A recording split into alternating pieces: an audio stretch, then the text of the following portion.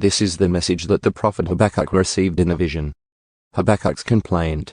How long, O Lord, must I call for help? But you do not listen. Violence is everywhere. I cry, but you do not come to save. Must I forever see these evil deeds? Why must I watch all this misery? Wherever I look, I see destruction and violence. I am surrounded by people who love to argue and fight. The law has become paralyzed, and there is no justice in the courts. The wicked far outnumber the righteous, so that justice has become perverted. The Lord's reply. The Lord replied, Look around at the nations. Look and be amazed. For I am doing something in your own day, something you wouldn't believe even if someone told you about it. I am raising up the Babylonians, a cruel and violent people.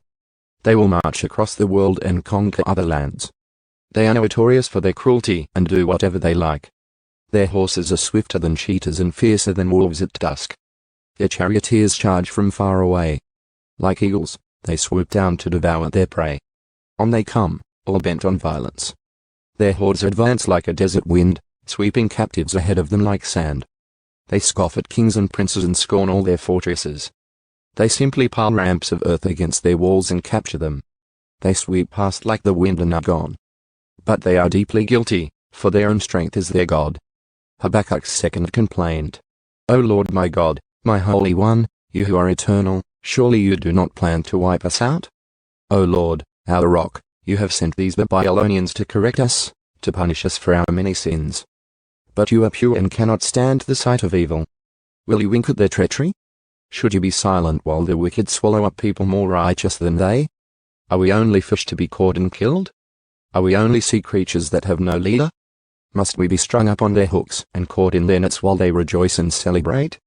Then they will worship their nets and burn incense in front of them. These nets are the gods who have made us rich. They will claim.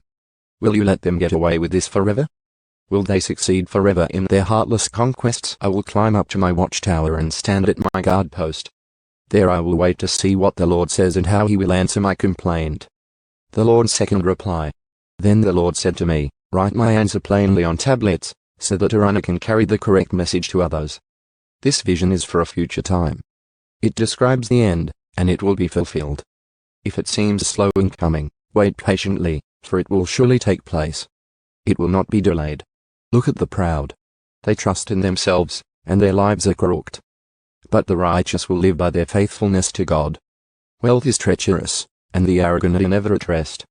They open their mouths as wide as their grave, and like death, they are never satisfied. In their greed they have gathered up many nations and swallowed many peoples.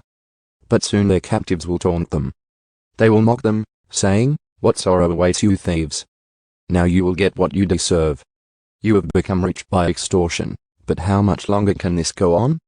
Suddenly, your debtors will take action. They will turn on you and take all you have, while you stand trembling and helpless. Because you have plundered many nations, now all the survivors will plunder you. You committed murder throughout the countryside and filled the towns with violence.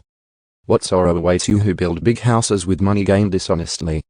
You believe your wealth will buy security, putting your family's nest beyond the reach of danger. But by the murders you committed, you have shamed your name and forfeited your lives. The very stones in the walls cry out against you, and the beams in the ceilings echo the complaint. What sorrow awaits you who build cities with money gained through murder and corruption? Has not the Lord of Heaven's armies promised that the wealth of nations will turn to ashes? They work so hard, but all in vain. For as the waters fill the sea, the earth will be filled with an awareness of the glory of the Lord. What sorrow awaits you who make your neighbors drunk? You force your cup on them so you can gloat over their shameful nakedness. But soon it will be your turn to be disgraced. Come, drink and be exposed. Drink from the cup of the Lord's judgment, and all your glory will be turned to shame. You cut down the forests of Lebanon. Now you will be cut down. You destroyed the wild animals, so now their terror will be yours. You committed murder throughout the countryside and filled the towns with violence. What good is an idol carved by man, or a cast image that deceives you? How foolish to trust in your own creation, a God that can't even talk. What sorrow awaits you who say to wooden idols, Wake up and save us. To speechless stone images you say, Rise up and teach us. Can an idol tell you what to do? They may be overlaid with gold and silver, but they are lifeless inside. But the Lord is in his holy temple. Let all the earth be silent before him. Habakkuk's prayer. This prayer was sung by the prophet Habakkuk. I have heard all about you, Lord. I am filled with awe by your amazing works. In this time of our deep need, help us again as you did in years gone by. And in your anger, remember your mercy. I see God moving across the deserts from Edom, the Holy One coming from Mount Paran. His brilliant splendor fills the heavens, and the earth is filled with his praise. His coming is as brilliant as the sunrise. Rays of light flash from his hands, where his awesome power is hidden. Pestilence marches before him. Plague follows close behind.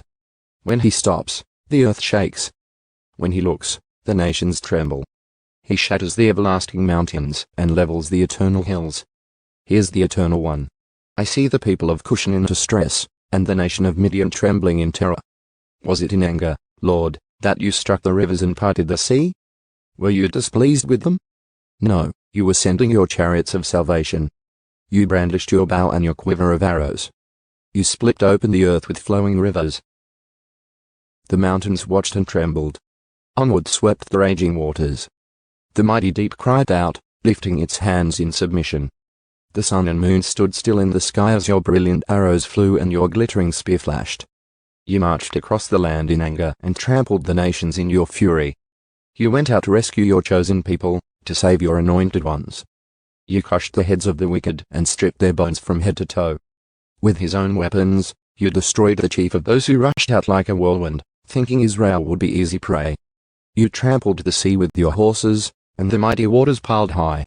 I trembled inside when I heard this. My lips quivered with fear. My legs gave way beneath me, and I shook in terror. I will wait quietly for the coming day, when disaster will strike the people who invade us.